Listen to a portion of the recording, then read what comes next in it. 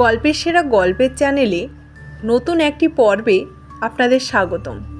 আপনাদের জন্য আমি আজকে নিয়ে এসেছি হাড়হিম করা ভূতের গল্প রাতের হাই রোড। গল্পের লেখক মোহাম্মদ সাব্বির রেজা। গল্পটি যদি ভালো লাগে তাহলে আমাদের এই চ্যানেলটিকে অবশ্যই লাইক ও সাবস্ক্রাইব করে দেবেন এবং আমাদের পাশে থাকবেন। তাহলে গল্পটি শুরু করা যাক। তখনও গভীর রাত হয়নি, হঠাৎ পাশেই থাকা ফোনটি বেজে ওঠে। ইদানিং তার নতুন এক অভ্যেসে ধরেছে। রাত হলেই রাতের খাওয়ার পর একটু চা পান করা, তারপর ঘুমোতে যাওয়া। ঠিক সেই দিন ও বরাবরের মতোই চা পান করছিলেন।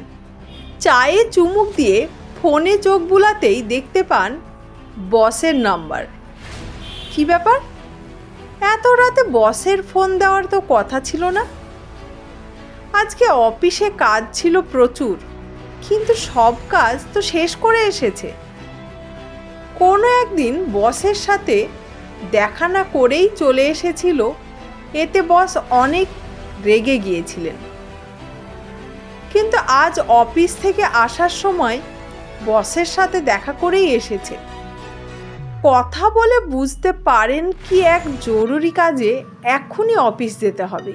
ফোনে বসের কথা বেশ স্বাভাবিক মনে হলো। ঘড়িতে লক্ষ্য করেন রাত পুরোপুরি 10টা বাজে। এত রাতে অফিসে কি কাজ থাকতে পারে নিজেকে প্রশ্ন করেন, খানিকটা বিরক্তও বোধ করেন। বসের ফোন পেয়ে কাউকে না জানিয়ে অফিসে রওনা হলো বকুল। নতুন অফিসে জয়েন হয়েছেন। আগেও একটা কোম্পানিতে চাকরি করতেন। তার খামখেয়ালিতে চাকরি চলে যায়, কিন্তু এটা ছাড়তে নারাজ। থাকেন শহর থেকে একটু দূরে। পৌঁছতে তো 2 ঘন্টা লাগবেই। শহরে ঢোকার দুটো পথ। একটি পথে গেলে জ্যাম বেশি পাওয়া যাবে, আর একটি পথ বিশাল হাইওয়ে, চওড়া রাস্তা, তাই জ্যাম তুলনামূলক কম পাওয়া যায়। তাই এই হাইওয়ের পথ দিয়েই যেতে শুরু করেন।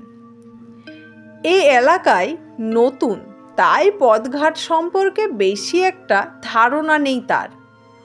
এই পথে আগেও কয়েকবার এসেছেন, তবে দিনের বেলাতেও এই রাস্তায় কিছুটা জ্যামের মুখোমুখি হয়েছিলেন। রাতের অন্ধকারে মোটর সাইকেলের আলোয় পথ চিনে চিনে অবশেষে পৌঁছে গেলেন অফিসে। অফিসে যখন পৌঁছন তখন রাত প্রায় 12টা বাজে। অফিসের আশেপাশের দোকান প্রায় বন্ধ। অফিসে ঢুকেই দেখেন তালা দেওয়া। আবার বসকে ফোন দেন। বিষয়টা বসকে জানালে তিনি জানান কোনো ফোন দেয়নি। এক প্রকার ঘাবড়ে যায়। তখন তো স্পষ্ট শুনতে পেয়েছিলেন বস তাকেই আসতে বলেছিলেন, তাহলে ফোন দিল কে? এক প্রকার নিরুপায় হয়েই আবার বাড়ির পথে রওনা দেয়। পথে এক পশলা বৃষ্টি হয়, আরও কিছুটা দেরি হয়ে যায়। বেশি রাত হওয়ায় রাস্তা অনেকটাই ফাঁকা। ফেরার পথেও সেই হাইওয়ের পথ ধরেই চলতে শুরু করেন।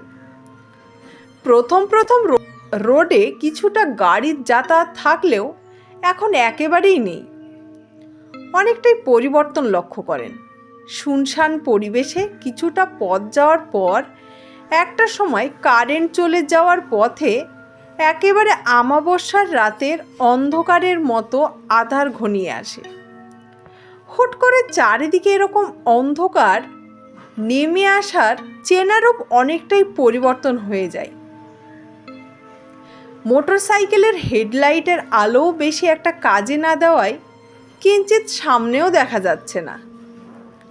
একটা বার ভাবেন ফিরে যাবেন, ফিরে গিয়ে অন্য পথ অনুসরণ করবেন, কিন্তু তার এতে ঝামেলা মনে হয়। এমনিতেই অনেক রাত হয়ে গেছে, তার ওপর ওই রোডে ঘুরে গেলে সময় আরও বেশি নষ্ট হবে।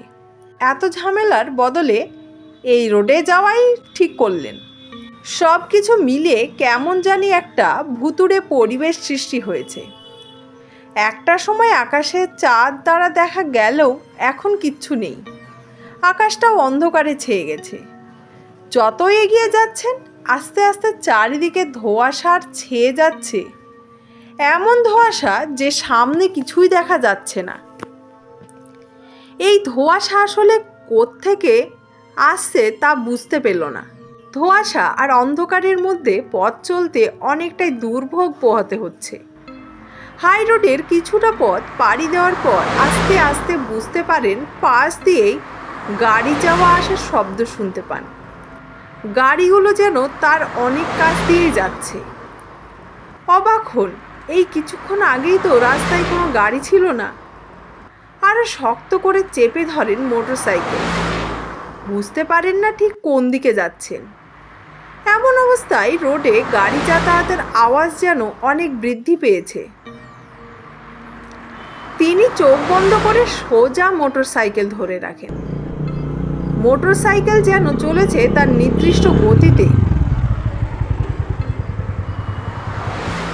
সঙ্গে রাস্তার যানবাহনগুলো তার সাইড কেটে চলে যাচ্ছে একটার পর একটা সজোরে। অনেক সময় এভাবে চলার পর বুঝতে পারেন আর কোনো শব্দ নেই। ধোঁয়াশাটাও পুরোটাই কেটে গেছে। চোখ খুলেন, রাস্তা অনেক অন্ধকার। অন্ধকার কাটিয়ে কিছুটা আলো করেছে হেডলাইটটি। এই আলো এত অন্ধকারে কিছুই কাজে আসছে না। এমন অবস্থায় আরও সমস্যায় পড়েন, তার ব্রেক কাজ করছে না। মোটরসাইকেল যেন চলেছে তার একই গতিতে। একবার থামার চেষ্টা করেও সাহস পেলেন না। এমন সময় ঘাড়ে কারোর হাত অনুভব করলেন, স্পষ্ট তাকে ধরে আছে। তার বুঝতে বাকি রইল না পিছনে কেউ আছে।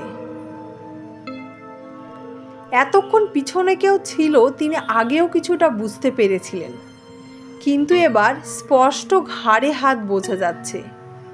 মনে হলো যেন মোটরসাইকেল তিনি না, মোটরসাইকেল নিজেই তাকে নিয়ে যাচ্ছে। ভয়ে যাই অবস্থা। একটুও নড়েন না, একেবারে টনটনে হয়ে গেছেন। মোটরসাইকেলের গতি যেন নিজে থেকে আরও বেড়ে গেল। ভয়ে বুক থেকে হৃৎপিণ্ডটা বেরিয়ে আসতে চাইছে।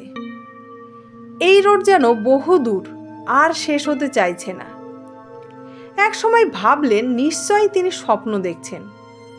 পরক্ষণেই ভাবলেন না, স্বপ্ন কেন হবে, তিনি তো অফিসের কাজের জন্য বেরিয়েছেন। ক্ষণিকের জন্য মনে হলো তিনি হয়তো আর বাঁচবেন না। মনে মনে দোয়া করতে লাগলেন। তখনও হাতটি তার কাঁধেই দেওয়া, আর মোটরসাইকেলের গতি যেন আরও বেশি। চলছেই তো চলছে। অনেকক্ষণ এভাবে চলার পর এবার নিজে নিজেই মোটরসাইকেলটি থেমে গেল। মাটিতে পায়ে স্পর্শ করলেন। কিছু একটা নামার অনুভূতি টের পেলেন। সঙ্গে সঙ্গে মনে যেন প্রাণ ফিরে পেলেন, একটা দীর্ঘশ্বাস ফেললেন। তিনি বুঝতে পারলেন কাঁধের হাতটুকুও নেই। ইতিমধ্যে কারেন্ট চলে এসেছে। আশেপাশে সব কিছুই বোঝা যাচ্ছে। তিনি লক্ষ্য করেন এক ছায়া মূর্তি তার নিকট দিয়ে আস্তে আস্তে বহুদূরে সরে গেল।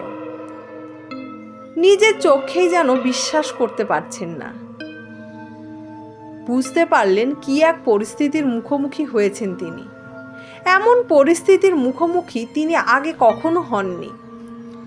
এখন তিনি হাই রোডের শেষ প্রান্তে। রোডের ল্যাম্প লাইটগুলোর আলোর রাস্তা ঝকঝকে দেখা যাচ্ছে। এমন সময় পিছনে আবার গাড়ির আওয়াজ। এমনিতে ঘোরের মধ্যে আছেন, হঠাৎ গাড়ির আওয়াজে চমকে গেল। গাড়ির হর্নের আওয়াজে পিছনে ফিরে তাকাতেই দেখতে পান একটি ট্রাক। তিনি আরও খেয়াল করেন ট্রাকের ভেতরে সিটে বসা একটি কঙ্কালের মূর্তি সদৃশ্য, মাথায় তার টুপি, সোজা তার দিকেই তাকিয়ে আছে আর বিরক্তি নিয়ে তাকে রাস্তা থেকে সরে যেতে বলছে। এটি দেখে সঙ্গে সঙ্গে জ্ঞান হারায়। গল্পটি এখানেই শেষ হলো। গল্পটি ভালো লাগলে অবশ্যই লাইক এবং সাবস্ক্রাইব করে দিয়ে আমাদের পাশে থাকবেন।